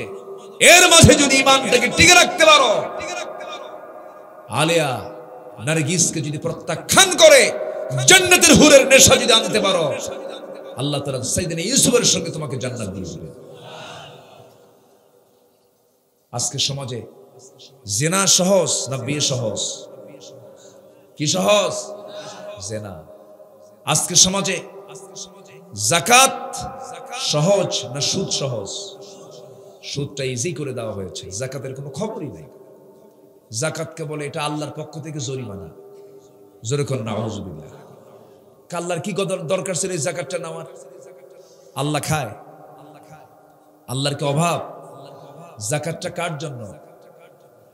8টা খাতের জন্য। কটা খাতের জন্য বলেন? সূরা তাওবার 60 নম্বর আয়াত। যাকাতটা 4টা খাতের জন্য। গরিব, মিসকিন, ঋণগ্রস্ত, নবগত মুসলিম, জিহাদ ফি সাবিলিল্লাহ, এই যে খাতগুলো আছে, মুসাফির, ইবনুস সাবিল, পথিক, এই খাতের জন্য আল্লাহ তাআলা যাকাতের ব্যবস্থা করেছেন। যাকাত হলো সম্পদের গাদ। 1 মণ সরিষার তেল কিনেছেন, সরিষার তেলের নিচে, ড্রামের নিচে কিছু অংশ থেকে যায়, এটাকে বলে গাদ। খাওয়া যায়? আস্তে খাওয়া যায়? ওটা ফেলে দিতে হয়। তেমন সম্পদের গাদ হলো যাকাত। এটা আপনি খেতে পারবেন না। 100 টাকা, 2.5 টাকা আপনাকে মাইনাস করতে হবে। বছরে কয়বার? আচ্ছা, বছরে কয়বার? যার কাছে একটা আইফোন আছে, কি ফোন? আইফোন। যার কাছে একটা আইফোন, যে একটা আইফোনের মালিক, সে যাকাত দেওয়ার উপযুক্ত। কথা কি বোঝা গেল? একদম সহজ হিসাব করে দিলাম। তো যাকাত দেওয়ার কত মানুষ আমার দেশে আছে? যাকাত দেবে কখন? দেশের টাকা পাচার করতে তো কামসারা আছে না নাই? আল্লাহ তুমি সবাইকে বোঝার তৌফিক দাও। নিজেকে চেনার তুমি তৌফিক দাও খোদা, তোমাকে চেনার তুমি তৌফিক দাও। নিজেকে চেনার তুমি তৌফিক দাও আল্লাহ, তোমাকে চেনার তুমি তৌফিক দাও। মান আরাফা নাফসাহু ফাকাদ আরাফা রাব্বাহু যে ব্যক্তি নিজেকে চিনতে পেরেছে সে তার আল্লাহকে চিনতে পেরেছে। আমরা বান্দা, কার বান্দা? আমাকে চেনার দরকার আছে না নাই? আমি কে? আমার পরিচয় কোথায় আছে? কোথায় আছে? কোরআনে আছে। আমি আল্লাহর বান্দা, আমাকে আল্লাহর বান্দা হয়েই থাকতে হবে। দুটো গুণ। এক নম্বর গুণ হলো আমরা ঈমান আনবো কার উপরে? রাসূলকে মানলাম না, হবে? হবে হবে হবে এই রাসূলকে মানবো না, এই কথা বলতে বলতে আমি অনেক দূর চলে গিয়েছিলাম। রাসূলুল্লাহর কিছু সিরাত নিয়ে আমি কিছু কথা বললাম, আবার লাইনে আসলাম। কিন্তু আপনাদের থাকার মোশন দেখে মনে হচ্ছে, দেখেন সারা রাত কইছে একজন। জি, আমি তো অবাক হয়ে যাচ্ছি, কি করব? হ্যাঁ, চালাবো চালাবো, কোন আপত্তি নেই। বলি আলহামদুলিল্লাহ। ফজর পড়বেন কারা কারা? একটু হাত তুলেন। ফজর, ফজর মিস হবে না, এটা হচ্ছে আসল রেজাল্ট। ফজর পড়বেন কারা কারা? ফজর, ফজর যার ফজর হয় তার কখনো নামাজ কাজা হয় না। কথা বলেন কি? নামাজের খবর নিতে হলে কিছু, কোন নামাজের খবর নিতে হবে? ফজর। মুনাফিকরা যোহর পড়ে, আসর পড়ে, মাগরিবও পারে, কিন্তু এশা আর ফজর মুনাফিকরা পড়তে পারে না। তো ফজর পড়বেন কারা কারা? একটু হাত তুলেন না দেখি, জোরে বলি ইয়া আল্লাহ। আমাদেরকে ফজর, যোহর, আসর, মাগরিব, এশা 5 ওয়াক্ত সালাত আদায় করার তৌফিক তুমি আল্লাহ দিয়া দাও।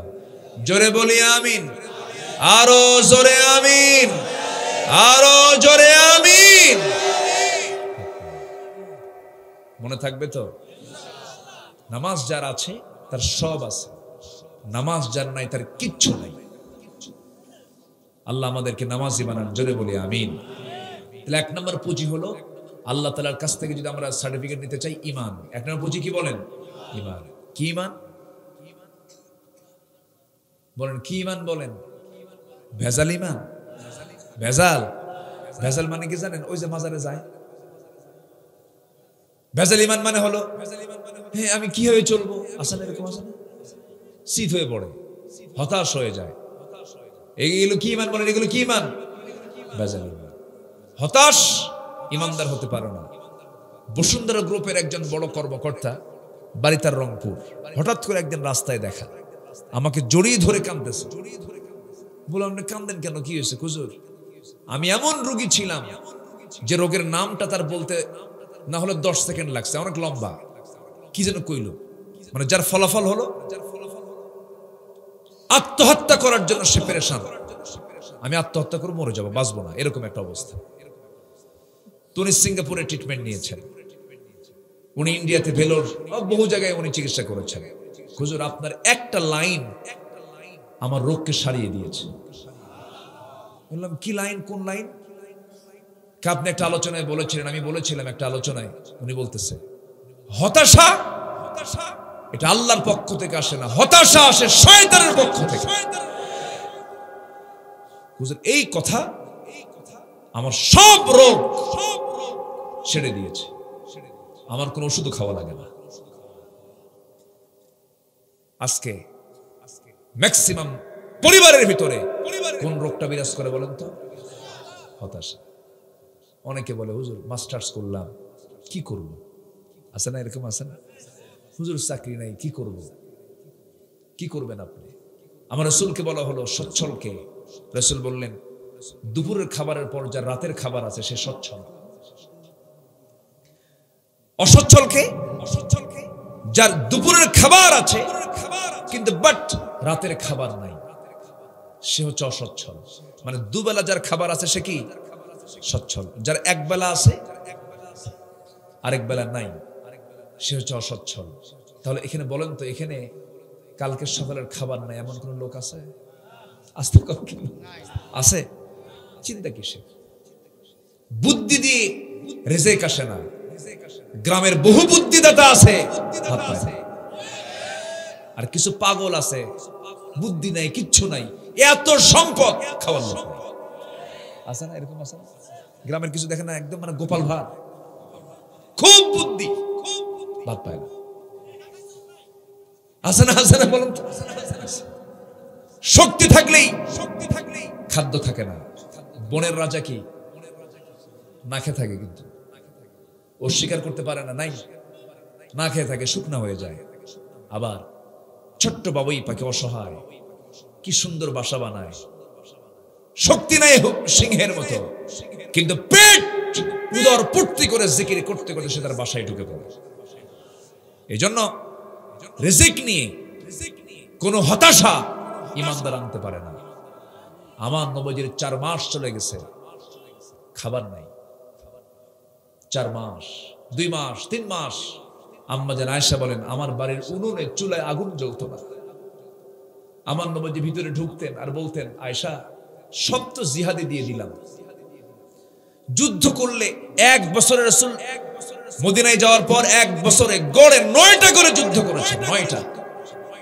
যদি যুদ্ধ করা লাগে বছরে 9টা, থাকে কিছু থাকে বলেন তো?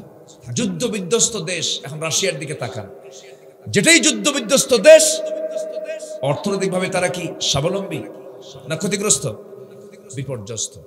আমার নবী মদিনায় আসলেন, আরাম পেলেন না। প্রত্যেক বছরে 9টা করে গড়ে যুদ্ধ করতে হচ্ছে। 86টি যুদ্ধ পরিচালনা করেছেন মুহাম্মদ সাল্লাল্লাহু 9×90। সেখানে 86 10টা না হলে 9টার একটু বেশি হয়ে যায়। এতগুলো যুদ্ধ করে খাবার পাবেন কেমনে? খন্দকের পরীক্ষা খনন করার সময় কিচ্ছু নাই, খাবার কোন সাহাবীর কাছেও নাই, বাড়িতেও নাই। কিন্তু শত্রুপক্ষ চলে এসেছে। সালমান ফার্সি বললেন, ইয়া রাসূলুল্লাহ, আমি তো বহু যুদ্ধে অংশগ্রহণ করেছি। বয়স্ক একজন সাহাবী ছিলেন, তিনি 250 বছর বেঁচে ছিলেন। কত বছর বলেন? 250 বছর। যখন তিনি ইসলাম কবুল করেন সেই সময় তিনি বড় মানুষ, অনেক বয়স্ক মানুষ। তিনি বললেন, ইয়া রাসূলুল্লাহ, কি এই মদিনা কি রক্ষা করার জন্য চতুর্দিকে আপনাকে খনন করতে হবে, পরীক্ষা বানাতে হবে, পরীক্ষা খনন করতে হবে? আমার রাসূল বলেন, ঠিক আছে, শুরু করা যাক। সবার আগে কোদাল হাতে নিয়েছেন মুহাম্মদ সাল্লাল্লাহু। ইসলামী নেতৃত্বের মূল দিক হলো নেতা সামনে থাকবে, আর সাধারণ নেতৃত্বের দিক হলো নেতা সবার পিছনে থাকবে। যখন বলবে বিপদ আসবে, বলবে তোরা যা, আমি পিছে আছি। এরকম আছে না? নাই, আমি বিদেশ আছি, আমি কোথায় আছি? বিদেশ আছি। অনলাইন যুদ্ধ করে হবে না। সাধারণ নেতার বৈশিষ্ট্য হলো যত রক্ত লাগে দেব, প্রয়োজনে লোক পাঠাবো, আমি যাব না। এটা হচ্ছে সাধারণ নেতার বৈশিষ্ট্য। আর ইসলামী নেতৃত্বের বৈশিষ্ট্য হলো, শোনো সাহাবীরা, চিন্তা করুন, আমি সবার সামনে আছি, প্রয়োজনে আমার জীবনটা আগে যাবে, কারো জীবন দিতে দেব না। যেরকম সুবহানাল্লাহ। আমার নবী পিছনে না, সবার আগে, নামাজেও আগে, ময়দানেও সামনে চলে গেছে। পরীক্ষা খনন যখন তিনি করবেন, কোদালটা হাতে নিয়েছেন আগে, খাবার নাই পেটে, পরীক্ষা খনন করতেছিলেন। পরীক্ষা খনন করতে করতে ধুলায় মলিন রাসূল, মাথার চুল থেকে পা পর্যন্ত সব জায়গায় ধুলায় মলিন রাসূল হয়ে গেছেন। আমার নবীর 3 দিন 4 দিন পর্যন্ত খাবার নাই, পেটে ক্ষুধার যন্ত্রণায় রক্ষা করতে না পেরে পাথর পর্যন্ত বাঁধলেন, খাবার নাই। আমার নবীজি কোদাল মারতে মারতে কোমরটা কুঁজো হয়ে গেছে। উহুদের ময়দানে দাঁত হারিয়ে ফেলেছেন, তায়েফের ময়দানে রক্তাক্ত হয়েছেন, খন্দকের ময়দানে কোদাল মারতে মারতে কোমরটা হারিয়ে ফেলেছেন। দিন কায়েমের জন্য যদি বিশ্বনবীর দেহ থেকে যদি রক্ত ঝরানোর প্রয়োজন হয়, যদি দিন কায়েমের জন্য যদি নবীজির দান্দান মোবারক শহীদ করে দিতে হয়, দিন কায়েমের জন্য যদি বিশ্বনবীজির কোমরটাকে যদি কুজো বানাতে হয়, সেই দিন কায়েমের জন্য প্রয়োজনে আমাদের যদি জান দিতে হয়, মাল দিতে হয়, সবাইকে রাজি আছেন? রাজি আছেন কারা কারা? হাত উঁচু করে দেখেন মুসলমান।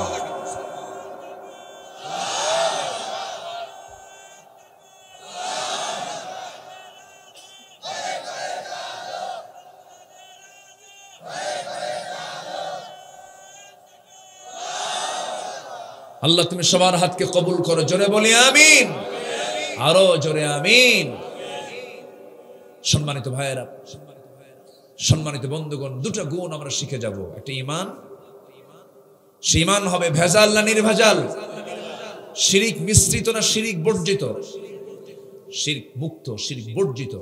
শিরক থাকা যাবে না, বেদাত থাকা যাবে না, কুফর থাকা যাবে না, নিফাক থাকা যাবে না। ফ্রেশ ঈমান, জান্নাতের মেহমান হবে। জোরে বলি ইনশাআল্লাহ। গুনাহ হতে পারে, গুনাহ কার নাই এখানে? গুনাহ কার নাই কোন? ফেরেশতার তো গুনাহ করার যোগ্যতাই নেই। গুনাহ করবে কেমনে? যোগ্যতা থাকলে তারও গুনাহ হতো। কি ঠিক কিনা বলুন? আর আমার গুনাহ করার যোগ্যতা দিয়েছেন কে? গুনাহ তো হবেই। কি কথা ঠিক আছে কিনা বলেন? এক হাদিসে আসছে, আবার এটা উল্টা বুঝবেন না। আল্লাহ তাআলা কি আশা দিচ্ছেন দেখেন, লাউলাম তুযনিবু লাযাহাবাল্লাহু বিকুম ওয়া লাজাআ বিকওমিন হাত্তা ইউযনিবুন। তোমরা যদি গুনাহ না করো, আমি তোমাদেরকে দুনিয়া থেকে বের করে দেব। এমন একটা কওম পাঠাবো যারা গুনাহ করবে, আমার কাছে মাফ চাবে, আমি তাকে মাফ করব। কি বুঝলেন? আজকে থেকে গুনাহ শুরু হোক, এরকম কিছু বুঝলেন নাকি আপনারা? আল্লাহ তাআলা আশা দিচ্ছেন। হতাশ হও কেন বান্দা? গুনাহ হয়েছে, হঠাৎ হয়ে গেছে, পরিকল্পনা ছাড়া হয়ে গেছে, প্ল্যান ছাড়া হয়ে গেছে, কোন একটা জায়গায় তুমি মিস করে ফেলছো, স্লিপ হয়ে গেছে, পা পিছলে গেছে, তৎক্ষণাৎ মাফ চেয়ে নাও, আমি মাফ করে দেব। কার কথা? আল্লাহর কথা। অনুশোচনা যার মধ্যে থাকে সেই ইমানদার। গুনাহ করে আবার বলে বেড়ায়, আছে না, জানিস ধর্ষণের সেঞ্চুরি হয়ে গেছে, মিষ্টি খাওয়াইছে, আছে না? কি সোনার টুকরা এগুলো, তাই না? হ্যাঁ, সোনার ছেলে না এগুলো? ধর্ষণ করে আবার সেঞ্চুরি করে মিষ্টি খাওয়ায়। গুনাহ তো করে, আকাম কুকাম করে, আবার এটা নিয়ে গর্ব করে।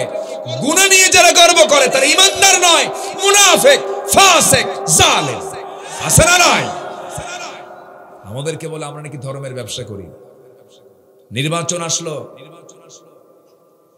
সারা জীবন নাটক সিনেমায় নাচলো, গান গাইলো, মাথায় টুপি দিয়ে আবার মসজিদে এসে সুন্দর করে কথা বলে।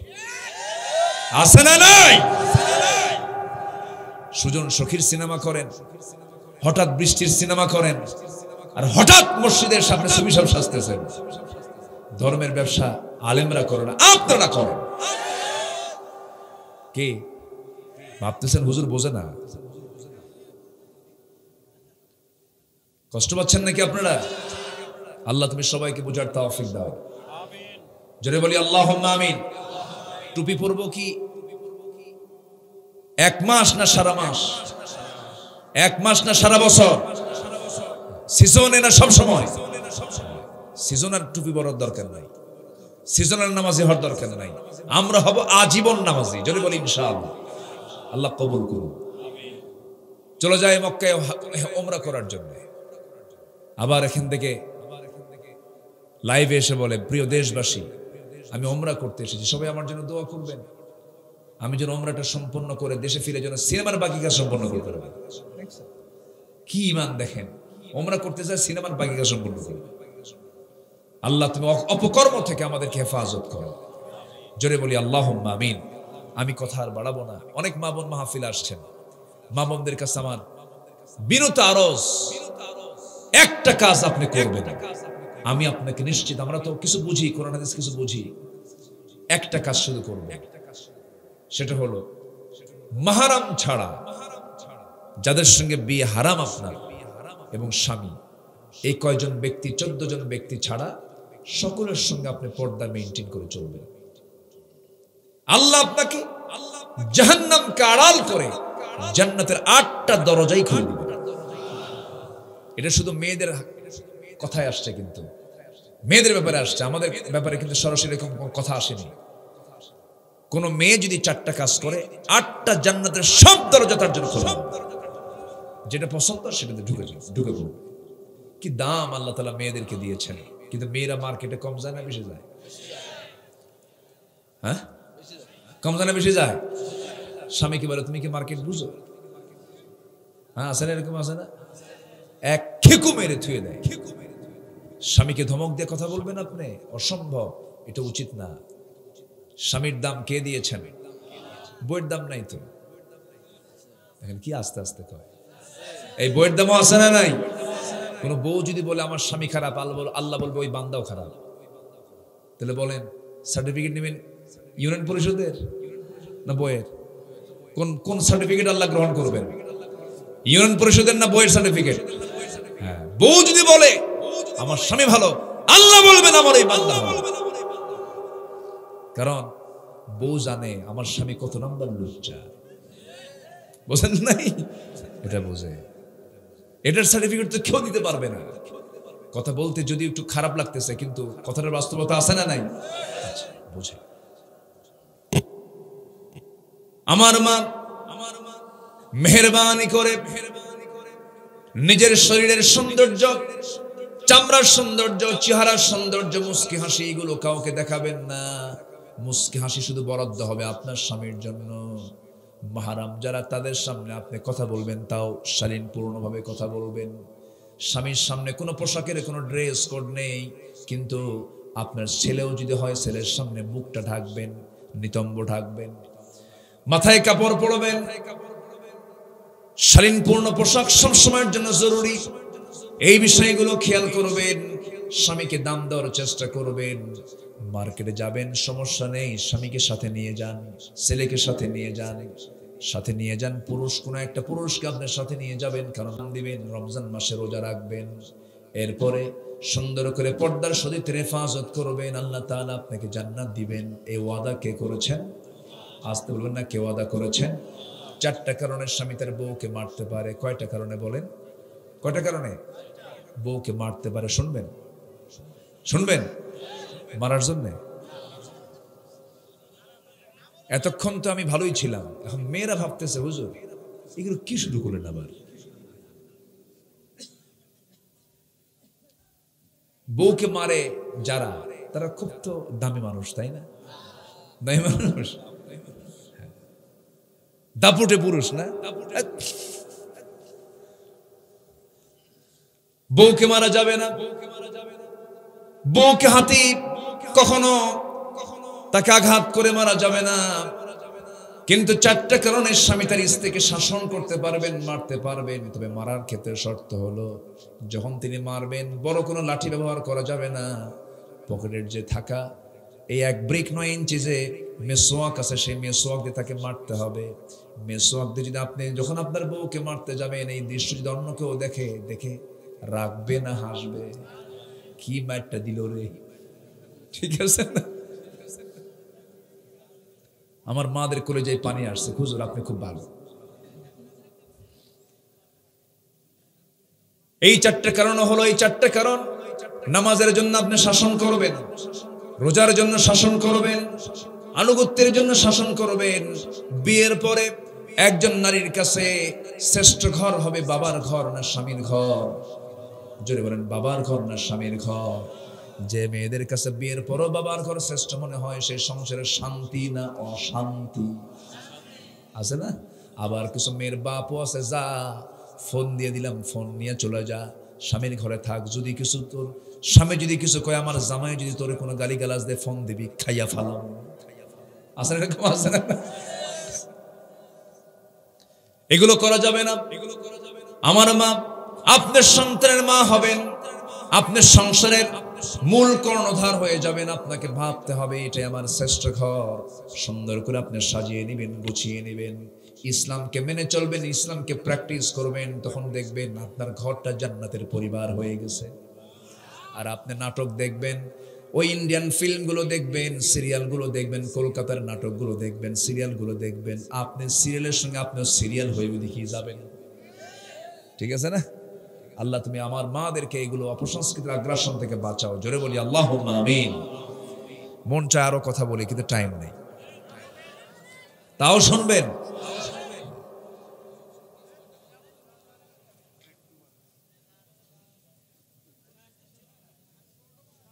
আল্লাহু আকবার। আমি তো এরকম শ্রোতা পাই নাই, আমি এত ভালো শ্রোতা, মানুষ এত ভালো শ্রোতা হয়, আলহামদুলিল্লাহ। এই ওঠে কে, ওঠে কে, এই বসেন, বসেন। 2টা কাজ, একটা ঈমান, একটা কি বলেন? ঈমান। নাম্বার 2 হলো জিহাদ। নাম্বার 2 কি বলেন? জিহাদ। ওয়াজাহাদু বিআমওয়ালিহিম। জিহাদ হবে 2টা জিনিস দিয়ে, একটা মাল দিয়ে, একটা জান দিয়ে। একটা মাল দিয়ে, আর এটা কি? জান দিয়ে। কার পথে বলেন? কার পথে? ট্রাকের তলে, বাসের তলে, হ্যাঁ? কার পথে? আল্লাহর পথে। মেয়েটাকে পছন্দ করছে, মেয়ে কি করছে? নাকচ না, ওটা কি কয় না, ব্রেকআপ। আমি তো এগুলো বুঝি না। আচ্ছা, কি করছে? ব্রেকআপ। ব্রেকআপ হওয়ার সঙ্গে সঙ্গে কয় আমিও জীবন দিয়ে দেব। সামনে ট্রাক, সামনে কি ট্রাক, তো জান তো এটাও দিল। এই জান কি সেই জান? বালিশ ভিজাবা মেয়ের জন্য লস, বালিশ ভিজাবা একটা নারীকে পাওয়ার জন্য পুরা লস প্রজেক্ট, একদম লস, ঠিক না? লস। মাঝখান দিয়া এই যে আকাম কুকাম গুলো যে করবা, মাঝখান দিয়ে যে টাকা পয়সা খরচ হবে, ফুসকাওয়ালা লাভ আর সুইফিদাওয়ালা লাভ, এগুলো করো না, এগুলো বাদ দিয়ে দাও। ঠিক আছে না? ইনশাআল্লাহ আল্লাহকে ভালোবাসো, কাজে আসবে। জান্নাতের হুর নিবা না? কিছু কয় না। এই জান্নাতের হুর নেবেন না আপনারা সবাই? বুড়ো চাচা হ্যাঁ নেব, নেন, সমস্যা নাই। কিন্তু বুড়ির সামনে কিন্তু বেশি হুরের গল্প করা যাবে না। আল্লাহ তাআলা নারীকে এমন মন দিয়ে বানিয়েছেন, ওরা হুরের গল্প শুনলেও হিংসা করে। এরকম প্রশ্ন আসছে মঞ্চে, হুজুর এমন কোন আমল কি আছে যেন জান্নাতে আমার স্বামী হুর না পায়? কি কথা কি বুঝতেছেন না? মানে তারা কোন অংশীদার দিতে রাজি নাই। আমার স্বামী আমার, আমি কাউকে দেব না। এটা হচ্ছে তাদের, আল্লাহ তাআলা সৃষ্টিগতভাবে ওই মন দিয়ে বানিয়ে দিয়েছে। গল্প করেন, হুরের গল্প করা যাবে না, সকালবেলা করবেন। রাত্রেবেলা বিছানায় যদি হুরের গল্প করেন তাহলে কিন্তু এক লেপে শোয়া হবে না, বলবে তুই ওই দিক হয়ে শীত হয়ে শুয়ে থাক। আমার নবীজি আম্মাজান খাদিজার জন্য দোয়া করতেন, আমার নবীজি খাদিজার জন্য দোয়া করতেন। পিছনে আম্মাজান আয়েশা যখন শুনতেন রাসূল আম্মাজান খাদিজার জন্য দোয়া করতেছেন, আম্মাজান আয়েশা মোনাজাত পরে বলতেন, হুজুর বুড়ির জন্য এখনো দোয়া করা লাগে। কি কথা কি বুঝতেছেন আপনারা? আল্লাহ তাআলা তাদের কেমন করে বানিয়েছেন এটা মাথায় রাখতে হবে। এটা কি কোথায় রাখতে হবে? মাথায় রাখতে হবে, এটার পরে ম্যানেজ করতে হবে। আমার বন্ধুগণ, তাহলে জীবন দেব, জিহাদ করব আল্লাহর পথে, জান দিয়ে মাল দিয়ে। জান দিতে চাইলেই কিন্তু জান দেওয়া যায় না। আমার নবীর নেতৃত্ব নিয়ে একজন সাহাবী 250 বেশি যুদ্ধ করেছেন। কতগুলো বলেন? 250 বেশি যুদ্ধ করেছেন।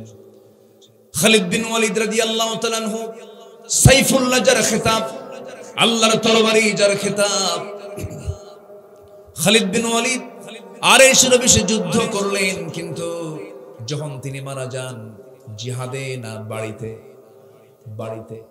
বাড়িতে বিছানায় কাতরাচ্ছেন, মারা যাচ্ছেন, তিনি আফসোস করছেন, আহারে 250 বেশি যুদ্ধ করলাম, কত আমার কাছের ভাইগুলো শহীদ হয়ে সোজা জান্নাতে চলে গেছে,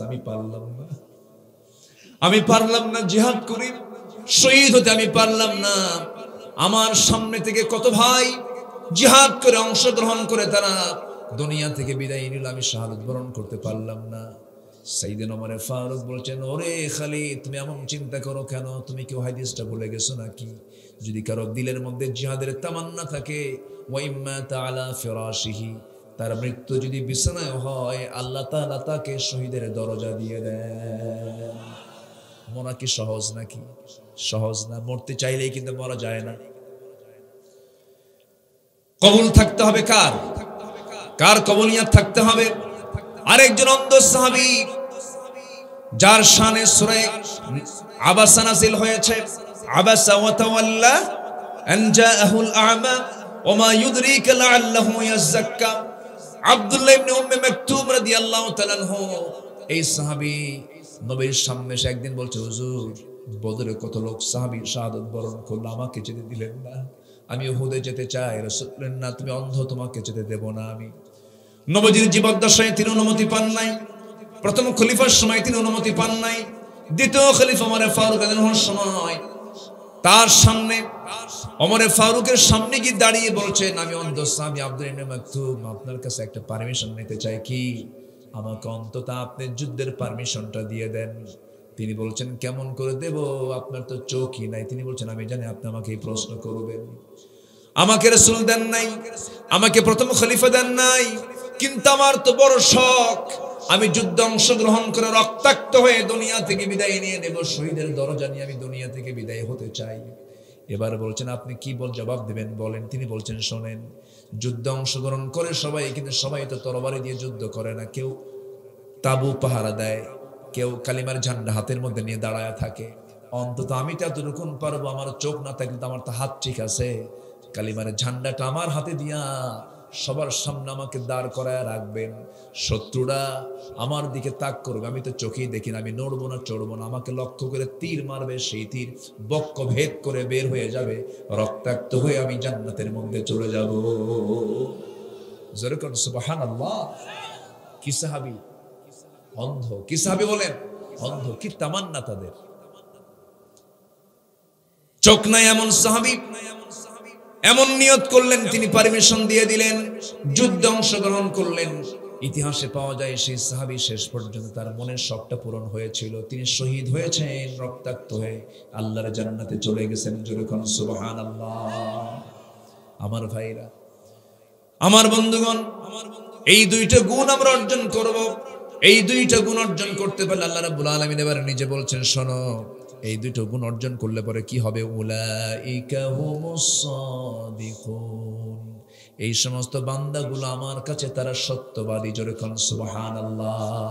এরাই হলো সিদ্দিক। এরা কি সিদ্দিক? কার কথা? আল্লাহর কথা। আল্লাহ তুমি আমাদেরকে আমল করার তৌফিক দাও।